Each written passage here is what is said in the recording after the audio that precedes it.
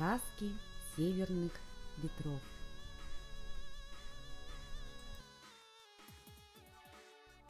Йон и Омуль. Алеша с дедушкой наводили порядок в книжном шкафу. На верхней полке под самым потолком они нашли запылившийся глобус. «Ух ты! Какой он старый!» Мальчик вытер шар о пыль и покрутил его. «А где мы живем?» «Вот здесь находится наша республика», — указал дедушка. «Как тут все мелко! Давай-ка, Алеша, лучше вот что посмотрим». Дедушка достал из ящика стола и развернул на полу большой, потертый местами лист плотной бумаги. «Это карта республики Коми. Она со мной во многих уголках республики побывала». Мальчик стал разглядывать карту. «Это река, я знаю. Тут горы, зеленый лес. Интересно, почему наша республика называется Коми?» «Потому что с давних времен здесь живет Коми народ». «А откуда взялся народ? Люди? Как получились леса, горы, реки?» «Об этом ты узнаешь на уроках истории и географии. А я тебе расскажу одну чудесную историю. У Коми, как и у каждого народа, есть свои мифы, легенды и сказки, пришедшие из таких далеких времен, когда люди еще и писать не умели. Старшие передавали их младшим, и так поколение за поколением. Вот что Коми народ рассказывает о том, откуда пошла наша земля, как появились на ней люди. Вначале повсюду простирался огромный океан без конца и края. Не было еще ни света, ни тьмы, лишь туман стелился над глубокими водами. Плавала по этому океану утка Чеш и искала место, где она сможет высадить своих птенцов. Так и не нашла. Снесла она 6 яиц.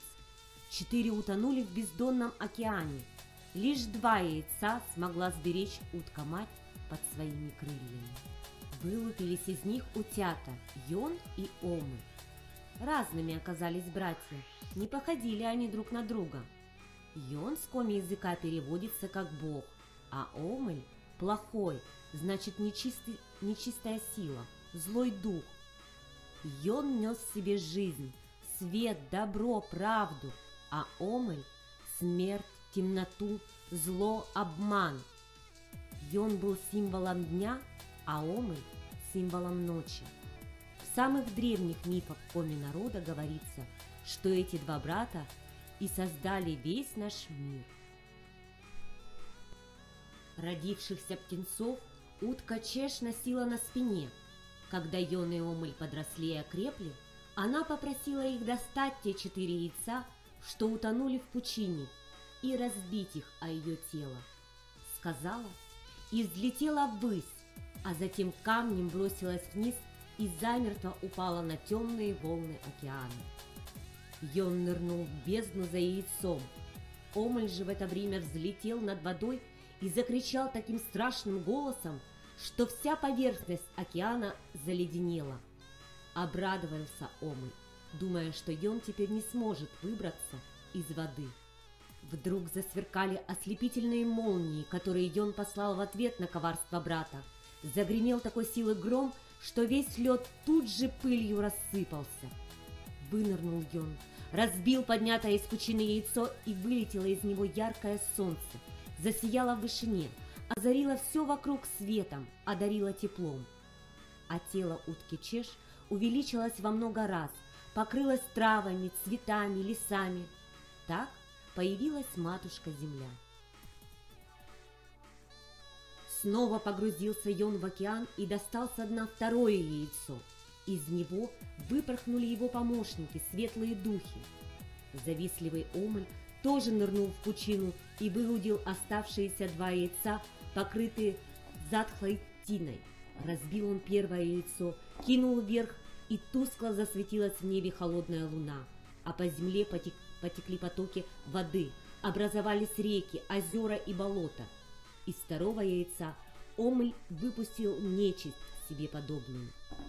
Вышли братья на землю, Йон стал создавать полезных животных, а Омель – вредных и хищных. После этого вылепил Йон из глины мужчину и вдохнул в него жизнь. Так появился первый человек. Омель тоже сотворил фигуру из глины, но не ожила она никак. Тогда Йон вдохнул на творение брата, и появилась на земле первая женщина. Йон стал размышлять, каких еще создать животных, чтобы облегчить человеку жизнь. Он сотворил белку, чтобы охотники добывали мех.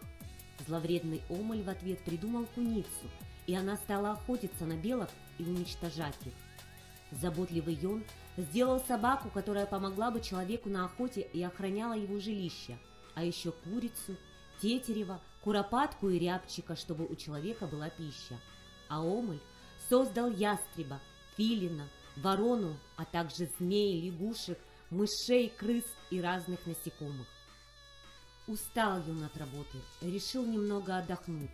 Только прилег, подлетели к нему полчища комаров, мошек, слепней и стали его кусать.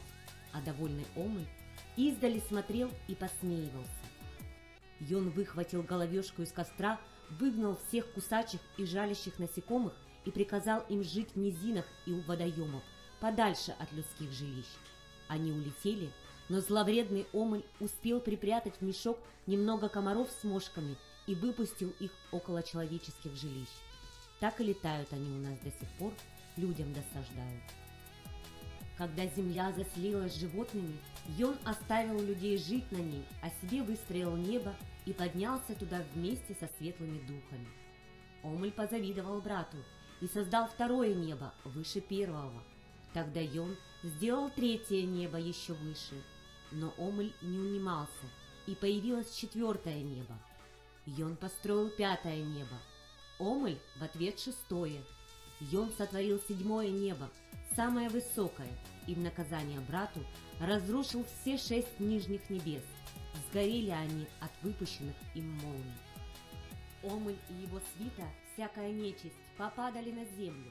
Те, кто угодил в реку или озеро, стали водяными, кто в лес, обернулись лешими, а помощники Омеля, попавшие в человеческое жилище, превратились в домовых банников. Йон пригрозил им громом и молниями, испугались они и теперь только ночами выбираются из своих укрытий.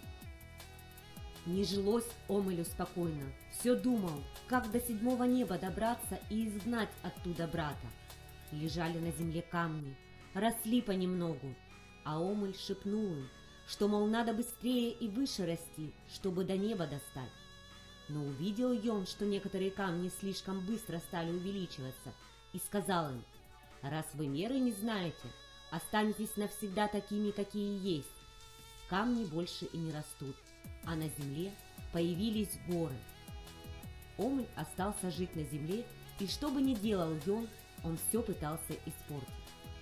Однажды Йон создал ветер и отправил его летать, а Омель поймал ветер, сильно раскрутил его и пустился свистом. Стал бешеный вик деревья с корнями вырывать, жилища людские разрушать, землю поднимать. Разгневался Йон и посадил ветер на цепь. Так он на привязи и летает. Но Омель время от времени разрывает цепь и выпускает его на волю. Тогда поднимаются страшные ураганы и бури, беды приносят. С тех самых пор идет на земле бесконечная борьба между плохим и хорошим, между добром и злом, закончил дедушка свой рассказ. «Значит, зло было и будет всегда?» – спросил Алеша. «Да, Алеша, к сожалению, это так. Но в сказках, ты же знаешь, добро побеждает зло. А в жизни? Вот это уже зависит от каждого из нас», – дедушка похлопал внука по плечу. «И откуда ты такие сказки знаешь?» «Мне довелось много путешествовать по нашей коми-земле, по северным просторам. Много сказок нашептали мне ветра севера». «Дедушка, расскажи!» «Расскажу, обязательно расскажу. Только каждой сказке свое время».